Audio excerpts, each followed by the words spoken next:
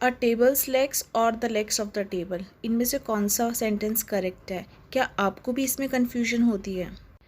Welcome back to my channel friends. So आज हम सीखने जा रहे हैं एपोस्ट्रॉफीज़ कहाँ हम यूज़ करते हैं, इसको कैसे यूज़ करते हैं, और ये कई कम्पिटिटिव एग्ज़ाम और स्पोकन इंग्लिश में यूज़ होता है। चलिए सीखते हैं। नाउन केस एपोस्ट्रॉफीज़ हम सीखने वाले हैं।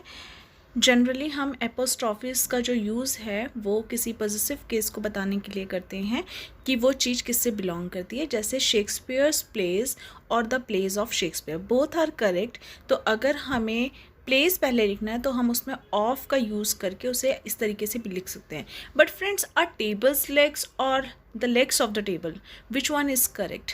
तो यहाँ पर हम टेबल्स लेग्स जो है वो बिल्कुल रॉन्ग है और the legs of the table it is correct. क्यों?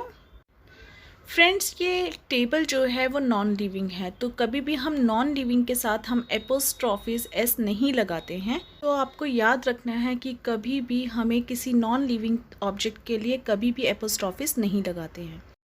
तो सवाल ये उठता है कि एपोस्ट्रॉफीज एस लगाते कहाँ हैं? तो सबसे पहला, हम किसी भी लिविंग थिंग के लिए या किसी एनिमल और ह्यूमन बींग्स दोनों ही लिविंग थिंग्स हैं, तो इनके लिए हम एपोस्ट्रॉफीज एस लगा सकते हैं इनकी बिलोंगिंग को शो करने, जैसे Ram's wife, dogs kennels, cows tail. Friends, यहाँ आपको ध्यान रखना, अगर कोई वर्ड जो है वो एस से एंड हो रहा है तो आप एपोस्ट्रॉफीज एंड में लगाएंगे, अदरवाइज जो है वो एस से पहले लगाएंगे अगर आप एस उसमें ऐड कर रहे हैं। अगर किसी भी नॉन लिविंग थिंग को आप इस तरीके से उसको शो कर रहे हैं जैसे कि वो लिविंग थिंग है, तो उस केस में भी हम एपोस्ट्रॉफीज एस लगा सकते हैं, जैसे कि उसे हम पर्सोनिफिकेशन दे सकते हैं, जैसे डेथ्स आइसी हैंड, फॉर्चून्स फेवरेट। टाइम बताने वाले वर्ड्स के साथ भी हम यूज़ कर सकते हैं, जैसे मोमेंट्स डिले और वीक्स लीव, मंथ्स एब्सेंस। और अगर हमें कोई वेट बताने के लिए वर्ड्स यूज़ किया जा रहा है उसके लिए भी कर सकते हैं, जैसे टर्न्स वेट, ग्राम्स वेट।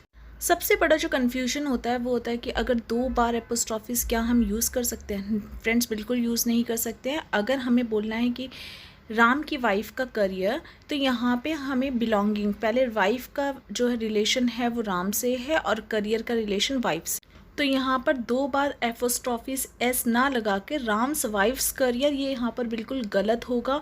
इसके लिए हमें करना होगा the career of Ram's wife. तो यहाँ पे सिर्फ एपोस्ट्रॉफीज एक ही बार आएगा, लेकिन जो नॉन लिविंग करियर है वो हम पहले लगा देंगे, the career of Ram's wife. और अगर कोई भी कंपाउंड नाउन है जैसे कि सन इन लॉ, तो यहाँ पे ऐसा नहीं होगा कि हम एपोस्ट्रॉफीज 2 बार लगाएंगे सन इन लॉज, तो यहाँ पे जो है हम एपोस्ट्रॉफी एंड में लगाएंगे, लॉज में सिर्फ, ना कि 2 बार सन में भी और लॉ में भी, क्योंकि ये कंपाउंड नाउन है। Second, similarly government of India, तो ऐसा नहीं governments of India's, it's not like this, you will put here apostrophe S after India. Similarly अगर 2 नाउन इकट्ठे यूज़ हुए हैं, एक नाउन के बाद दोबारा दूसरा नाउन यूज़ किया गया है, तो ऐसे केसेस में हम सेकंड वाले के साथ एपोस्ट्रॉफीज लगाएंगे, जैसे Rajiv my friend's father, similarly my friend Rajiv's father. देखिए, दोनों सेंटेंसेस के मीनिंग जो है टोटली डिफरेंट है। पहले में एपोस्ट्रॉफी फ्रेंड्स पे है, तो राजीव जो है वो मेरे फ्रेंड के फादर हैं, और सेकंड सेंटेंस में राजीव पे एपोस्ट्रॉफीज है, इसलिए मेरा फ्रेंड जो कि राजीव है उनके फादर, राजीव्स फादर।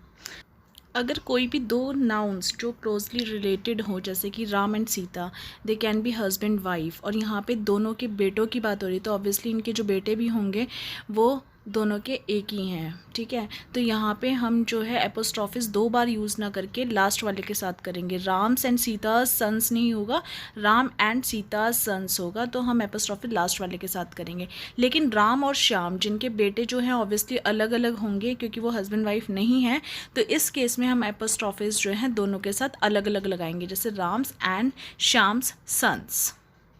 अगर आपको इस वीडियो से रिलेटेड कोई भी डाउट है तो आप कमेंट सेक्शन में पूछ सकते हैं, और इससे रिलेटेड जो क्विज़ है वो मैंने आपको दी हुई है, प्लीज़ इसको सॉल्व करिए और कमेंट सेक्शन में इसका आंसर बताइए।